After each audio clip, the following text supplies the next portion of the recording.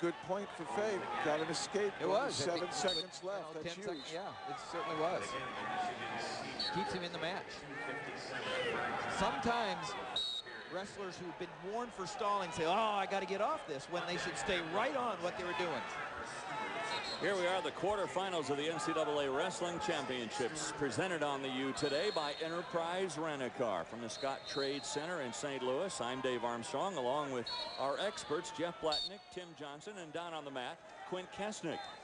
And you can see in the point standings, Iowa, on the basis of their 4 wins so far today, building up a more commanding lead over both Nebraska and Oklahoma State. And that is up to date through Mark Perry's pin here at 165.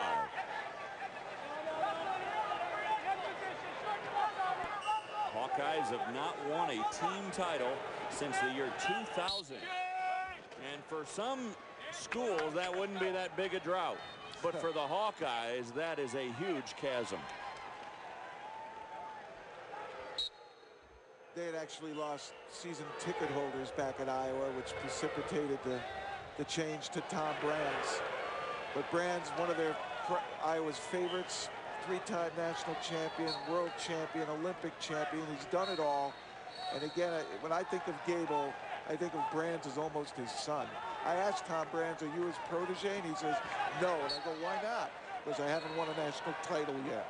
Wow. So Brands has tough expectations for himself, and I think that's why Iowa thrives. That's why the people in Iowa love the wrestling team. Is he going to say that until he wins like 25?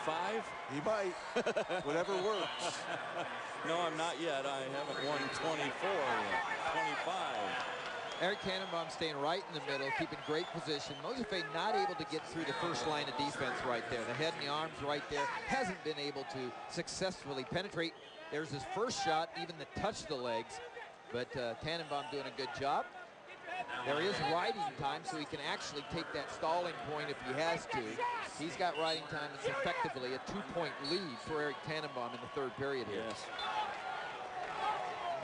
He has been warned for stalling once. Nice go behind. There you go. And he finishes it well here. He'll look to try to kill the time to stay in this position. Should be a stalemate. And that'll do it. So Tannenbaum advances. He moves on to the semifinals. And we'll check out, we've already seen Mark Perry win in a fall. A very quick fall for Mark Perry. Now Tannenbaum moves on. Now we're looking at Dwyer and Lunas right here, and it's a 2-2 match, and there's no riding time. 1 minute left in the regulation time. Stephen Dwyer of Nebraska. Pull him here, pull him here, pull him here. Lunas of Cornell. Lunas is another freshman having a great year for Cornell. They had 5 fabulous freshmen there. Gray, Lunas being one of them as well, and that's what's really carried the Cornell team. They lost Troy Nickerson. Look at, they're trying to get 2 third. points here. Whoa, there's the 2 points. And he gets it. Wow, Dwyer keeps the Nebraska machine rolling. Gives them hope. They're in the 2nd place in the standings right now. Keeps them alive, at least on paper. So Dwyer with a big 2 points there with 31 seconds remaining. Riding time will not have an effect right here. He's got a 2-point lead. He wants to give 1, not 2. Lunas, of course, trying to get a reversal, or if he gets 1 escape, he's got to get right back on and get the takedown if he's going to be in it. Look at this. They're going to give. There's no control yet, so they can't award back points. I'll tell you what. Keeps that ankle. That is control, and that's 2 points. But he let go. Yeah, he let go because Dwyer knew that he was real close to getting 2 called on him, and he didn't want to be on his back. Exactly. Rather go to overtime. And that's what's going to happen. So Dwyer and Lunas go to the end of regulation, all tied up. Well, you called it, Tim, 1, not 2, meaning cut him if he get in any trouble, and he never did. Nope. And he got himself into trouble. The 2 points there for Cornell for Lunas, so that makes it 4-4. We go into a sudden victory period. Tied at 4. Well, headgear goes flying. Lock the headgear. Come on. 2 teams. You look at our overtime. This is the 3rd time we've seen it so far. A 1 minute, sudden victory period. First points win. Then, if they're still deadlocked after the 1 minute, we'll go into 2 30-second periods with alternating positions. And then if we're still tied after all that, we go into yet another 1 minute sudden victory period. And that process will repeat until you have a winner. All right, let's go. Come on. Stay on that offense. Stay on the offense. Both Nebraska and Cornell having good tournaments. They're fighting it out for a trophy. The top 4 teams get a trophy, and you know that's one of your goals as a team. And so all these matches are important when they go head to head. Off the headgear.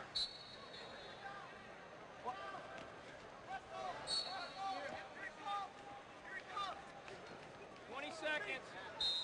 Center it. Come on. Lunas of Cornell with a late takedown to send this into this sudden victory period with 5 seconds left. Good shot, but they go out of bounds. Yep. And that time runs out, so now we'll have the alternating positions.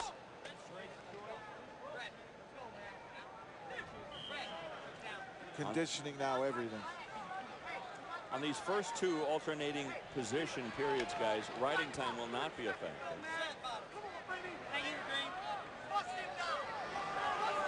And if you get an escape, the match is not over.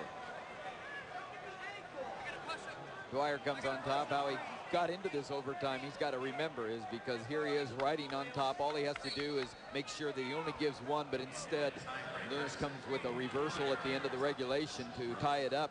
Here he's got to cut him if he's starting to get away. Don't give up the reversal. He wants to try to ride him, but it's 1, not 2.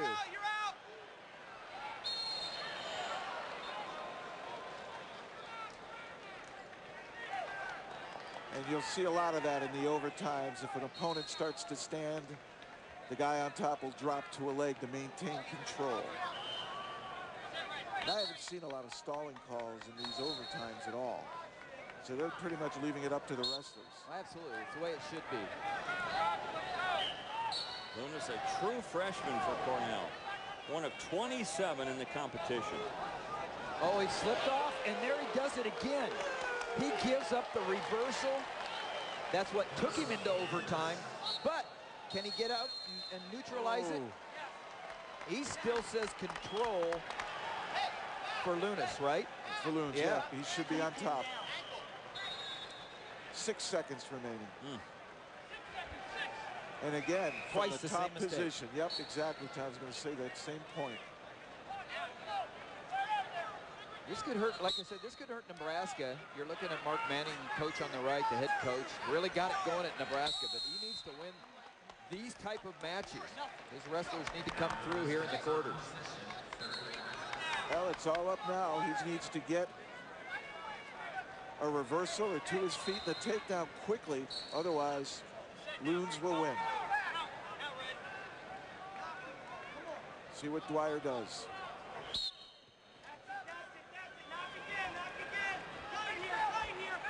Well, Loons knows what he's doing right here because he's got that inside leg hooked. He says, I'm not going to give up 2, but he's going to give up 2. He's going to make the same mistake. If he can reach that far ankle, he can pull it in. I mean, but he needs to move up. You've got to call it 1 or 2 here, and you can't wait. What is it? He gave no points? He gave 1. He gave 1. Yeah, gave all 1. right. Unfortunate because Dwyer really kind of beat himself, not thinking from the top position. Absolutely. You talked about it earlier, Tim, how if you know you're going to get a reversal, just let him go, but he didn't. And it's Lunas, Mac Lunas of Cornell, a true freshman, moving on into the semifinals where he'll take on Eric Tannenbaum.